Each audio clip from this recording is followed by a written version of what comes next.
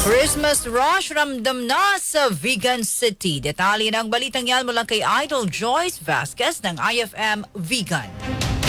RMN Live Report! Lumagsa ang mga tao sa Vegan City ngayong bisperas ng Kapagbuhay at ramdam na ang Christmas rush. Makikita ang mahabang pila ng mga sasakyan sa mga kakalsadahan dahil sa pagdagsa ng mga mamimili sa pamilihang bayan.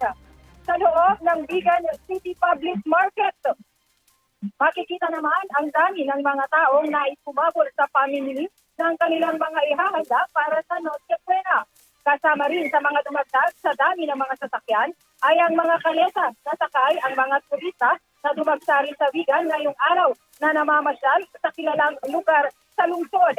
Ito ay karaniwang makikita dito sa syudad, lalo na tuwing may okasyon. Ngunit nakaantabay naman ang mga miyembro ng Vegan City PNP at mga traffic agents na nakahandang magmando ng daloy ng trapiko. Kasama mo dito sa IFM Vegan, Idol Joyce Vasquez, Tabang, RMN.